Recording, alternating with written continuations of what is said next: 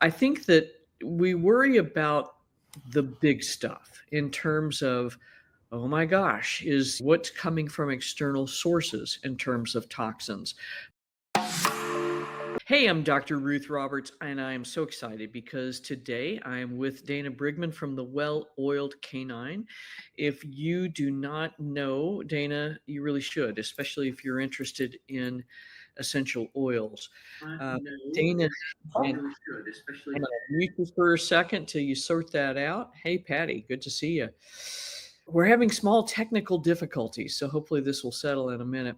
But at any rate, Dana has for the last 13 years been training dogs with an emphasis on complex behavioral issues because they ain't getting easier. And she is also certified in animal aromatherapy, Reiki, nutrition, and homeopathy. She is a self-described learning junkie when it comes to natural wellness, and she's on a mission for dogs to eat better, feel better, live longer, happier, healthy lives. She loves the process of troubleshooting the most complex issues and helping dog mamas find the optimal solution. So, Dana, I'm so glad you're here with us. Hopefully, we got that feedback issue resolved, and We did. I'm so sorry. not a worry. It's oh, wait a minute. We're all good. So we've got some folks jumping on, which is amazing. I think that we worry about the big stuff in terms of, oh my gosh, is what's coming from external sources in terms of toxins. But what we don't think about a lot of times is what's actually in our homes, in the bowl, literally, in terms of food, and in the bowl in terms of how it's made. What do you think are some of the most common toxic foods that pet parents are unknowingly giving their dogs? I think everybody's trying to do the best that they know how. But I think certainly when we start talking about toxins, one of the things we have to look closely at in the food is all of those grain products that may be loaded with glyphosate, fertilizers, all of those kinds of things. They pass right on through to the food and into our dog's body and create lots of health concerns many times. Also, the food itself could create intolerance issues, meaning what we're actually putting in may be a good food, but it doesn't land well in our specific dog's body. And therefore, they have a lot of reactions. And what we know is when a body can't process things properly, it's going to flare up in some way. It may show up as a skin condition or a health issue, or the body may start storing things that the liver can't assimilate and process out. So all of those things can start to lead us down a very troublesome path of wondering why our dog is not doing well when we think we're feeding great food. And I think that's really important. And the other thing is too, is how the food is processed. So Sure. we know, for instance, in canned foods, especially canned cat food, the AGEs, the advanced glycation end products, are astronomically high because the food is actually cooked in the can. So it's been sitting in there interacting with the plastic lining. And a lot of the bags of kibble are also lined with plastic. And Right. similar things happen. Those AGEs leach into the food. So it's a problem not only in terms of contents of the food, but how the food is packaged. Sure. And we can even see where in dry foods, for example, they come in bags and a lot of people will dump them out into a plastic container. That Mhm. plastic can be problematic. We know that it can lead to microplastics or leaching of those plastics into the food itself, but also the air exposure every time we open those bags and or containers can start to lead us to mold type issues or mycotoxins or things of that nature, which can really be problematic to the dog's health or the cat's health. Right on. And so I think for that reason, I'm not sure if you would recommend this, but for years, if you've got a big bag of food that you're buying because you're trying to save money, throw that thing in the freezer and just scoop out Right. a week's worth of food at a time. Same thing with supplements. I think the more time we open them and you the more chance we have to introduce oxygen, which will degrade, and then other things we don't want to. So maybe take out 1 or 2 weeks worth of a powdered supplement or a capsule, put them in little pill containers, and then just feed from there. But remember to clean those on a regular basis. Exactly. Yeah. No, I'm all about putting food in the freezer and making sure that we're keeping it as fresh as we can before we feed it. And one thing to point out to anybody that is trying to put it in a storage container is never put fresh over top of what's been there, because the Amen. bottom is really going to become a problem someday. Right on. And that's where you need to keep just cleaning. If you're doing that, clean the thing out before you put stuff in there. And Absolutely.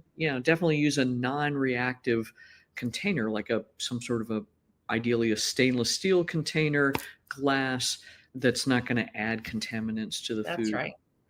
Now, one of the big things in your wheelhouse is essential oils. And we see all sorts of crazy stuff all over the internet about, oh my God, they're toxic, or no, they're completely safe, and you can basically just douse your dog in them. Somewhere in there lies the truth. So in your experience, what's been the safest way to use essential oils for pets? I think so. There's definitely a lot of controversy around the ingestion of essential oils. And we do have to be careful about that. When we talk about diffusing or aromatics, and that may even be us putting an essential oil on a bandana that can come off, and we use that as an intermittent diffuser that's actually closer to the animal's body, especially for things like respiratory, they can be super safe, right? The key is, are we using the right oil? Is it a high quality oil, not one that we've bought at Walmart, right? Quality matters, and that's true of everything, right? And I think sometimes people think they have a quality product when they really don't. And if you start looking at the labels and digging a little deeper into brands, you'll see some of them that really should be highly therapeutic. They'll say that it's a skin irritant or for aromatic purposes only, as if it's air freshener, which is a very different approach to things. So diffusing can be very effective, very safe. And what we always say is, when you start diffusing something like that and you're first introducing your dog to essential oils, is give them a escape route, or a cat especially. If they don't want to be in the room while that is diffusing, then let them go. And a lot of people are fearful, even in my client base, they have dogs and they have a cat, and they're like, I can't use essential oils because I have a cat. Not true. I know veterinarians that have diffusers going in their practices all the time. Now they rotate those oils. It's not the same oil every single day, but she'll post pictures and her cat is literally wrapped around the diffuser, taking it all in. Give me more. So diffusing is great. And then topically is great, where we put a drop in our hand with maybe some coconut oil or olive oil. We just pet the dog or rub their ears, or things of that nature will help start to acclimate them to getting essential oils in their environment. Right on. And I think what you said is great. If you're diffusing an oil and the dog or the cat leaves the room, then probably that oil is not for them. Is that a good assessment? So that's great. And it doesn't mean it's toxic. It just means, hey, not today. Not today. And I think that is really critical too, right? Because they're better at discerning what they need, what they don't need. So that's amazing. And that's a great lined up. Like, yeah, my dog consistently likes staying in the room while I'm diffusing this. So this would be a great thing to start to apply topically. Is that a fair statement? Yeah. A couple of weeks ago, I was with a client, and this dog has some behavioral issues. And one of the things that I was thinking about this particular dog is that the liver was under burden, right? So I took several oils that I know are targeted at helping to detoxify the liver. And we just literally twisted the cap off a little bit and let the dog approach the different bottles. It chose one over the others. Right. It had a choice.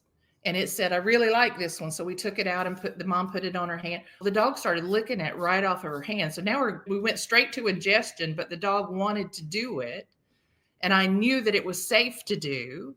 And it's like, the dog was like, thank you, I can't get enough of this. Obviously, we controlled how much it was, but it knew what it needed. Right on.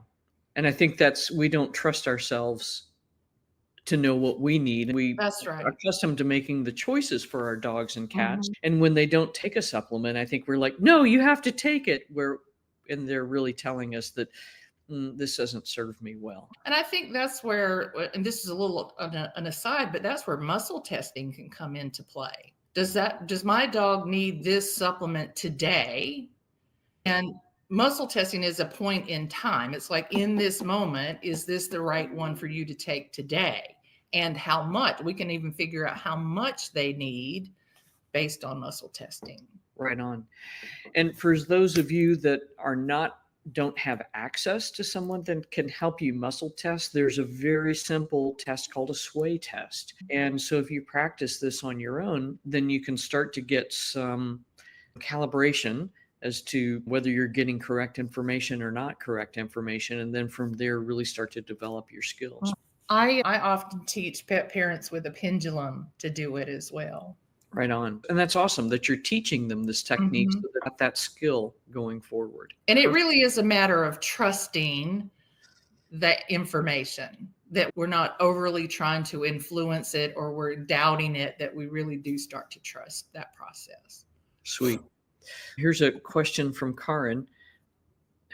Adding an essential oil to laundry for a pleasant but not overpowering scent. What do you think of that? I tend to put lemongrass on my dryer balls. I don't use dryer sheets. I will use those wool dryer balls, and I always put some essential oils on it. Lemongrass happens to be my favorite, but you can use lavender, you could use cedarwood, any one is fine. When we put it through heat, it is not going to have any sort of therapeutic property. It's just going to fragrance our laundry, but there's nothing really that you could not put into a dryer ball. So really just whatever pleases Whatever you. you enjoy, yeah. Right on. And you talked briefly about selecting essential oils carefully. And I've run into a situation where I got an essential oil that I was using for myself, I think topically, and it was tainted, and I actually got sick from it. So it's okay, and you idiot, you bought this in natural grocers or something. So even though it's in a natural store, it doesn't necessarily mean that it's a safe or high quality product. So when you're selecting, I think there are really several high quality brands in the US, but Sure. do you have one brand that you prefer to stick with? I am a Young Living gal. It's my go-to, and it has been for the past, I don't know, 15 years. So I'm probably never going to change. I always say if I find something better, then yeah, I'll shift. But so far I have not. But there are some other good quality brands. My clients can ask me about anything, or people in my group can ask about anything. But if you bought it at Bed Bath and Beyond, Body Works, Walmart, any of the Target, they're not going to be these high-end quality oils that we can trust. They're really going to be more of an air freshener, more of a fragrance. And you can dig deep into your brand. And so there are probably 4 brands that I'll let my clients even consider using, and that's Young Living, doTERRA, Plant Therapy, and Mountain Rose Herbs, and maybe Eden's Garden. Right on. Right on. Yeah, they do have a pet line, Sheila. Exactly. So the interesting thing is that, okay, it's an air freshener, but really diffusing It's that, if it's not. got toxic stuff in it, that's just not a good plan too, because No. then you're breathing And all of that in. in fact, I know of a dog through one of my holistic vet friends. She had a case where it was a big mastiff who had a brain tumor. And they were using like plugins in his environment, and they had many of them. So now we're into this synthetic category of fragrance, right? And essential oils can be that. A lot of times when we see them advertised on the TV as an essential oil in something like a plug-in, it is not an authentic oil. It is a synthetic. and those can be highly dangerous. Right on. And even if you're getting a product that is an essential oil, if they're contaminated with something and you're aerosolizing that, that is also bad Yeah, news. and that has to do with the growing process, the region in which it grows, what chemicals, if any, are they using in the growing process. I know weed control is an important thing, but it's interesting when I study Young Living and listen to them, they basically use other essential oils to manage the farm, to remove glyphosate from the soil, or, things of that nature. And it's just really fascinating how that works. So if you start to study the company, then you know that their growing process, their distillation process, and their bottling process is safe. There was a time many years ago where the country of France was exporting more lavender in essential oil format than they grew in the entire country. So how was that possible? They were adding something to it. Right on. So again, those brands you recommend are Young Living. doTERRA, Plant Therapy, Mountain Rose Herbs, On. and Eden's Garden. Right on. Okay, cool. That's not to say there aren't others. Those are just the top. And I think I'm not sure if you've used any of Dr. Shelton's oils, Animal EO, but she's got some really high quality products. I'm aware. There's a story there I won't go Yes, into. there is. Yes, and it's interesting on which side of the story you want to fall, right? That's right. Right on. So Stephanie was looking at getting the Lotus Stone to put EO drops on to diffuse that way. And so I guess she's in a situation where there's constant exposure to mold. Yeah, so there's Girl, an get out excellent of there. book. There's an excellent book, and I'm not going to remember the author's name right now, but it's actually on my Amazon store, but it's called The Mold RX, like the mold prescription. And this doctor wrote a book about using Thieves essential oil, which is a blend of essential oils from Young Living, and then the cleaning products from Thieves to help the body detox, help you clean the home, all of those things. So that book is really helpful to anybody that's struggling with those issues. I think thieves oil is the classic for cleaning out the evil spirits. And I know during because the story is like the thieves would put this mixture of oils on themselves to go rob right. graves during the bubonic plague, right? That's exactly right. Yeah, so pretty cool stuff. That was my first introduction. I went to a quote unquote class 100 years ago. And that's all this girl was talking about was thieves and the plague. And I thought, this is some sort of voodoo and witchcraft. And I was a complete skeptic. And it was probably a couple years later when I had a dog in my training program that we were not making enough progress with. And I'm like, there has to be another answer. So I started looking into essential oils and nutrition and all of those, and all of that put me on the path of Chinese medicine and all of those things. And yeah, but I really was a skeptic. And when I first bought my starter kit, it had, I think, 12 oils in it, and it sat in my closet for over a year because I was afraid to use them. I didn't know how. And Right. The girl that I was purchasing them through, there's a process of ordering those oils. She didn't know. She was just selling stuff. She was not educated. And so that was a big deal. It was important for me to become truly educated, which is why I took the animal aromatherapy classes. Right on, right on. And Lori's got an interesting question. Is there an oil that you'd be concerned about being toxic to dogs? No, not really. All of the ones that are in the brand that I use, I feel completely safe with. You will hear that tea tree is going to take out all the dogs and cats on the planet, that it's toxic. You will hear that. And there are several others that make it to that quote unquote toxic list. And I actually have them all listed on my website. But tea tree, for me, it's an antifungal oil. So I will pull it out on an as needed basis. There are some people, it also works as a great cleaning product.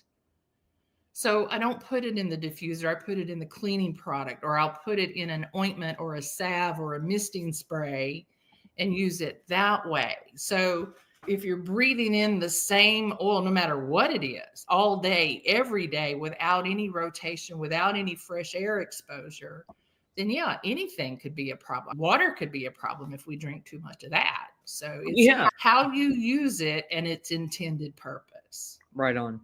And so I think that's it. I dropped you have to be cognizant of moderation and doing things that are going to be safe. So on your website, you have got some really amazing resources. So y'all head over to Dana's website. She's got some nutrition tips, information about essential oils for dogs, all sorts of really cool stuff. So all of the things that she's been chatting about here, I think you can find some basic starter information, and you really are a wealth of knowledge. And I think what you're doing in terms of helping your clients become better advocates for their pets is critically important. If we can, that whole adage, if we give a man a fish, he'll eat for a meal, but if we teach him to fish, then Right. And I'll say this just because it clicked in my brain that if I have a dog that is unwell, we don't know what's wrong with it. Sometimes the vets, they throw up their hands and say, I don't know what else to do. I have seen essential oils do some pretty amazing things. Now, we may not be able to have them ingest it. We may not even want them to. But if I can get them on the body, or maybe a sublingual application or into the jawline where it's going to hit that membrane and go into the bloodstream, I've seen some really effective progress and some turnarounds that blew everybody's mind. So a lot of time you'll hear me say, and I think it's on my website, when you think you've tried everything, there's always something else to try. And for me, that's essential oils if you've never done it. right on. And you've got other tricks up your sleeve as well. Oh, yeah, sure. Right on. When we think about, so we started off talking about toxicities and toxins and that kind of stuff, and we discussed where sources are. But aside from that, what do you think is one of the most critical pieces that most pet parents are missing when it comes to dogs that have complex behavioral issues or any other health condition for that matter? Make sure I'm tracking with you here. But I think one thing would be to have a partner, a coach, an experienced person, right? Who can help guide them and help put the pieces of the puzzle together. What I see quite often, and even in the Facebook group that we all manage with you, is people will throw out a wild, crazy answer without knowing that individual, without knowing that dog, or what else is going into the environment or into the bowl. And we fling out suggestions that are probably well intended, but not well educated and not maybe right for that particular individual animal. Right on. Did that answer your question? And that's part of it, right? Okay. Because this is where so many pet parents are frustrated. They're not getting the answers from the vet. They go to the internet and they just start trying this, that, the other. And all of a sudden they've got 17 supplement kits and the dog is still not well, or maybe it's even worse. And so part of it is we don't tend to go to the basics. And I think part of it is that we don't know what the basics are. So for food first always. Yeah, exactly that. If you're feeding Doritos or the equivalent of dog Doritos, it's going to be really hard to get your dog with chronic inflammatory problems back on the road to health because it's a pro-inflammatory diet. So there is that. And then instead of trying the spaghetti method of, is this going to work? Is this going to work? Is this going to work? Invest your money into a partner that's going to help you choose appropriately for what's going on with your dog. And I say to my clients all the time, we're not going to do everything at once. If it's always food first, and if we look at the food and we think the recipe is great, then we got to look at the ingredients. Is there something in there causing a problem? But then let's not just throw the book at it. Let's be strategic, because if we throw the book at it, we're not going to know which one worked. And we're also not going to know if they start conflicting with each other. And I walk into clients' houses all the time and I see these lines of supplements and I'm thinking, do you even, some of these you don't need, some of these overlap in ingredients. And then we run into the issue of maybe there's too many sources of vitamin D now. Yeah. You got it in this supplement, this food, this whatever. And suddenly now we've got a whole new crisis because we have not paid attention to the big picture and the details. Right on. And I think that's super critical. Yeah, if we don't start with the basics, so food is certainly one, clean water is another. If you do nothing but filter out the chlorine from tap water, you're ahead of the game. And there's even deeper levels where you can take out a boatload of other stuff we don't want in the water. So I think that's what we forget is just the super simple things, a little bit of movement, a little bit of exercise, and then also you, the pet parent, if you are so stressed out and you're spending all of your time on the internet trying to find the solution and you are like up to here with stress, Overwhelm.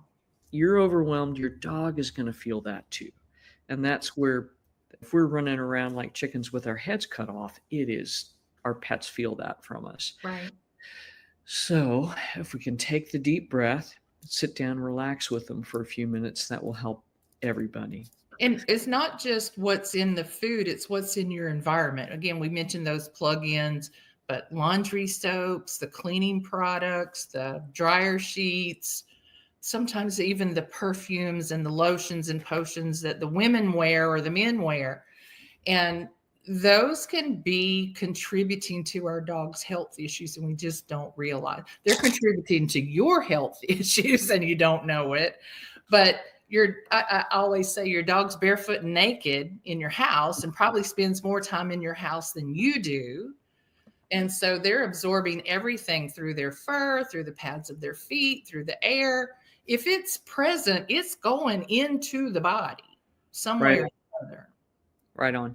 And I think that's the thing. We get so accustomed to what's in the background, we don't see it anymore. So I think that's a great recommendation. If it has an odor and you're putting it on your skin, really read through those ingredients carefully. But, and you may know more about this than I do, but I've always heard that fragrance free is not odor free, that it's a chemical creation to take the odor away. So there's still a chemical there that may not be healthy for us to mask those odors. They're not eliminated, they're just changed. And it just depends, right? Because that's become such a big catchword in marketing. It may well be a chemical that's neutralized the odor. And still, instead of having less, you actually have more. So that's why it is super critical to read the label. And for laundry products, it's a little bit tough. But for almost everything else in your home, if you can't pronounce one or two of the ingredients, don't buy it or get rid of it and find a substitute. I think that there's so much that we know from the environmental working group studies that dogs and cats carry somewhere between 3 and 93 times our toxic burden. And we're all walking around like with a cesspool of chemicals in us. Cats are exposed to even more and taking in even more. And especially those dogs that have to be groomed pretty often. I always say, what's in your groomer shampoo? Because a lot of times they're buying these big old jugs of stuff for bulk purchase. But and it'll say anti-allergen or medicated or whatever. But if you actually go look it up and look up all the ingredients, you're going to find all those phthalates and sulfates and that stuff. All of that. And sometimes those ingredients will even say skin irritant.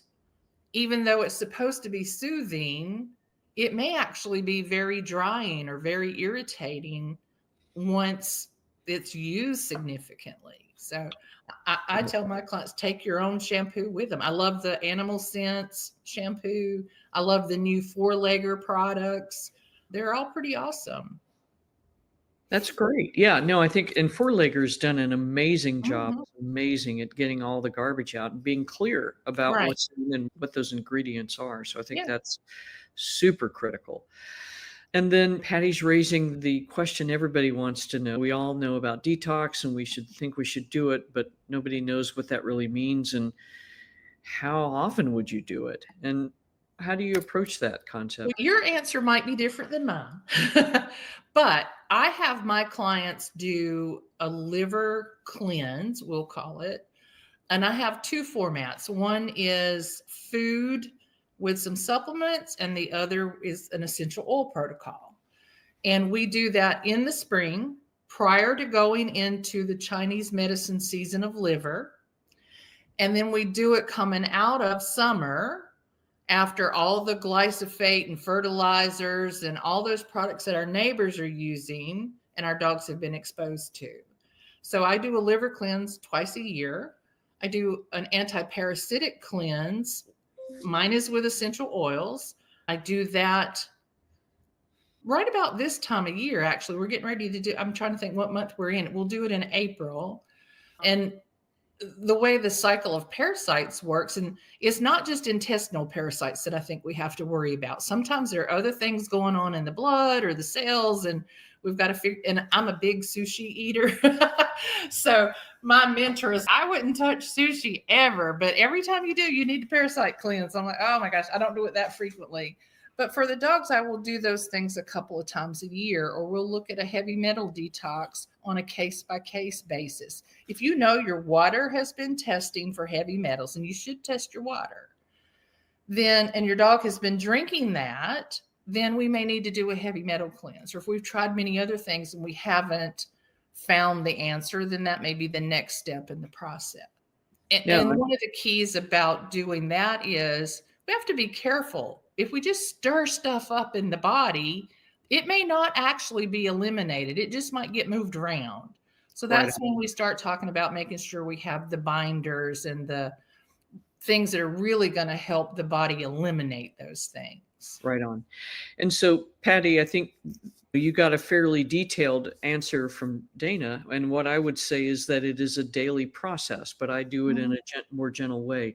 For that type of detox, I think you really need to work with a practitioner because we can indeed create more harm than good if we push it too fast and the dog's body is not prepared to deal with all of the garbage coming out of its cells.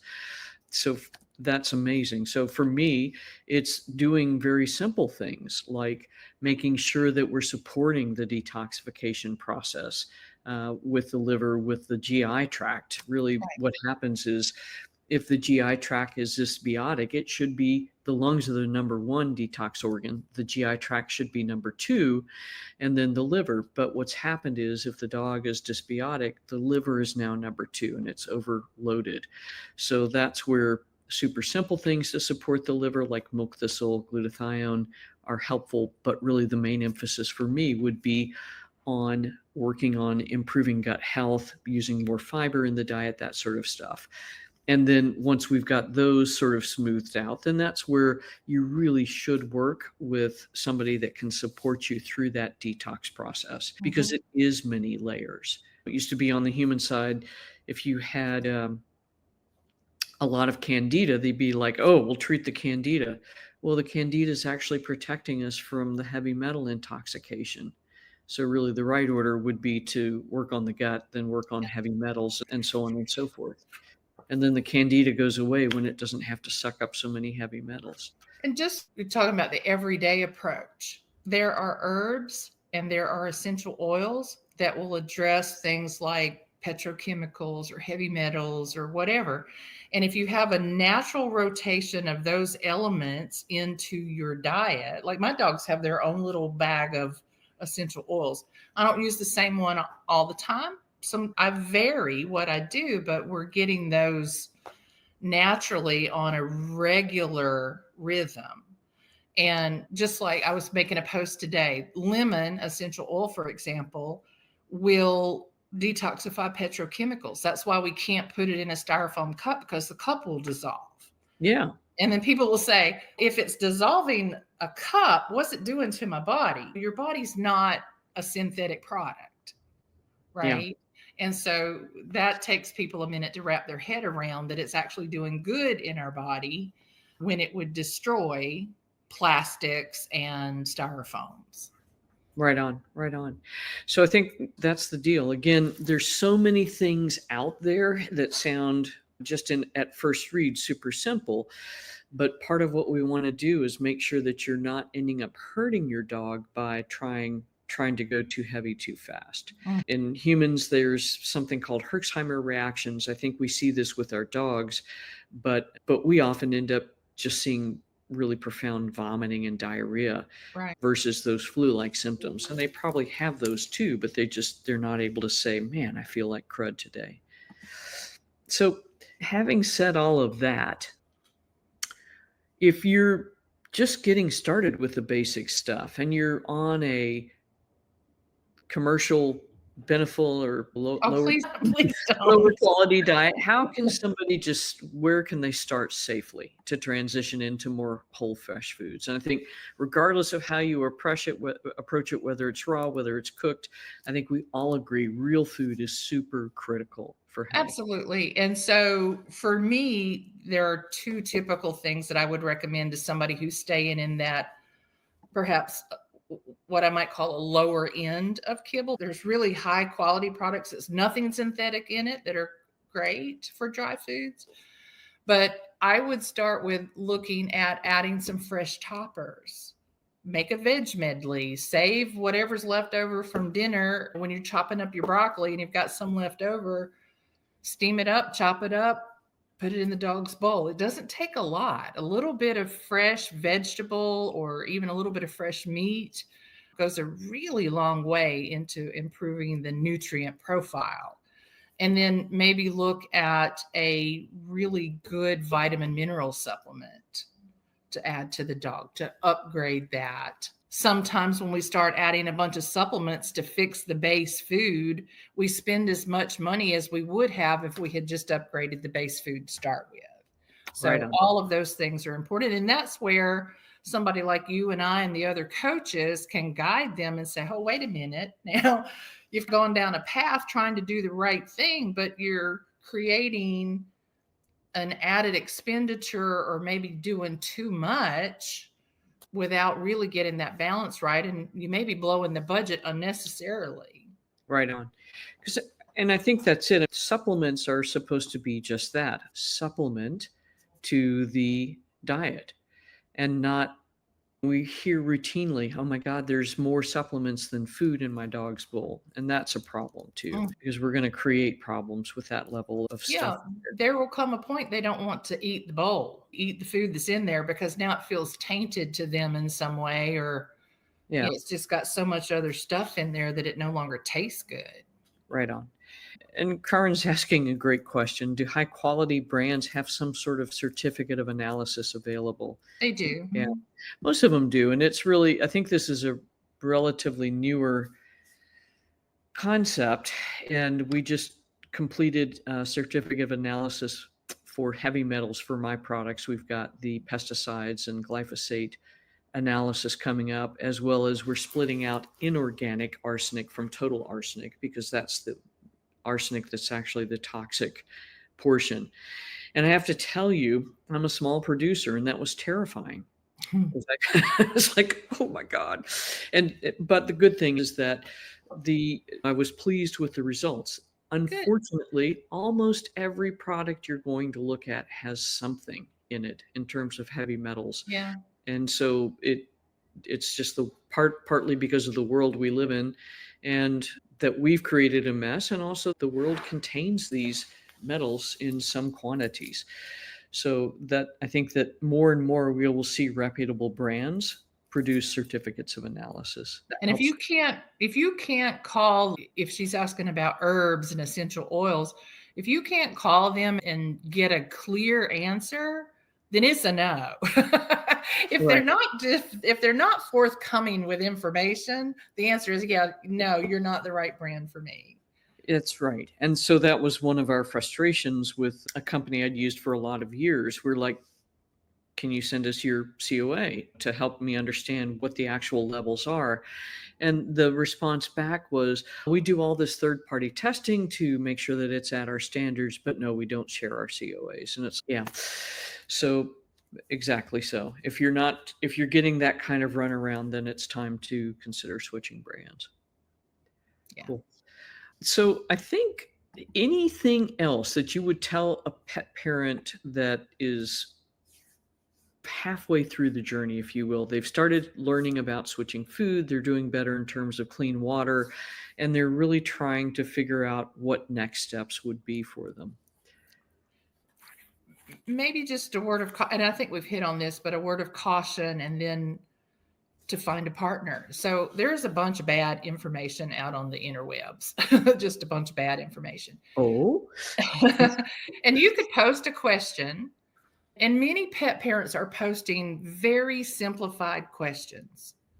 We don't have enough information to give you an answer. And then I think they get frustrated because we didn't just answer the question, but some other dog mama or pet parent did. But they're flinging out suggestions, again, without knowing your dog or cat or your budget or your history or any detail. And all of that matters to getting the plan right. And that leads to that overwhelm that we were talking about a few minutes ago. And I think that's where a really good coach, even if it's just a one-time conversation, but you're going to get a better result if you build a strategic partnership with them, that they go through the stages of life with you. And those investments don't have to be crazy expensive. They don't have to be. But get the right support that you need to help you manage your budget, to help you understand your dog's individuality, and come up with a plan that fits that animal. Exactly. And that's the thing. So while we're discussing this, Rhonda's throwing out all the stuff that she's feeding her dog, but neither one of us have any idea how old her dog is, what the breed is, if he has any health issues. And so this is where it becomes dangerous for us to say, yep, that's a great idea, or no, that's a horrible idea, because all of the things that you're feeding. So Hippocrates didn't say, actually, let food be thy medicine and medicine be thy food. He actually said, in food, there is good medicine. In food, there is bad medicine. And the individual, and I'm paraphrasing now, but the individual response to that food is what determines if it's a good or bad choice for that individual. Yeah, and that's how we started this conversation, is you could be putting fantastic ingredients in the bowl, but if your dog's body doesn't deal with that ingredient well, if he's got an intolerance to it, then that food's not going to be right for them.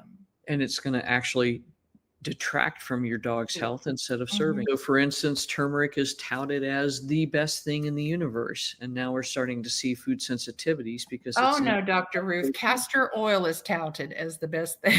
And colloidal silver. So that's the thing, is that if you see, oh, this is the way, this is another person that's had a good experience with something in particular, but it's not the only way, and it may not be the way for your dog. Right on. Cool. Dana, thank you so much. And here is Dana's website. She has a wicked amount of information there that will help you understand how to formulate some better questions, some things to be concerned about. And it is well worth your investment to consult with her, to consult with the other questions, or the other coaches, because they do have the training to help you go through this journey and optimize your dog's health instead of giving you a cut and dried package that's a one size fits all. Yeah. And I'll just share positive feedback for you, Dr. Ruth. I had a case come up this week on, I know it's something to do with mastitis, right? Masticatory muscle myositis. Yeah, that's it. And I'm like, I've never had a case on this. I went back to my notes from the class you taught us, and there was my answer. Yeah, so if anybody's interested in learning more about doing this kind of work yourself, Dr. Ruth's class is fantastic. Right on. So I created the Holistic Pet Health Coach certification program for veterinarians and veterinary technicians. And we thankfully have had some vets and vet techs join, but what's happened over time is that people like you, Dana, that are in what I call the paraprofessions have taken this course and they have run with it because they see what's happening to their clients' dogs on a daily basis, and it's not good. So thank Yeah. you for Well, that. that was it for me. I started out as a trainer when I left my corporate America job. And I was seeing dogs in my training program that were not getting better. My clients would call me and their 2-year-old dog had died, just all sorts of things. And so that's what put me on this path of going, there's got to be another answer. It can't just be about training behaviors. There's something happening in the body. And Right. boy, did that unlock a world of education and fascination for me with all of this. You mean it's not just that the dog is bad, it's what's in its No, environment and its bowl? yeah. Cool. And Sheila, I'm so glad you've enrolled. We are so excited to have you on board. All right, y'all. Thanks for your attention. Glad that these are useful for you. That's our entire purpose, is to get you information that you can use. And we will see you next week. Have a great one. Thank you.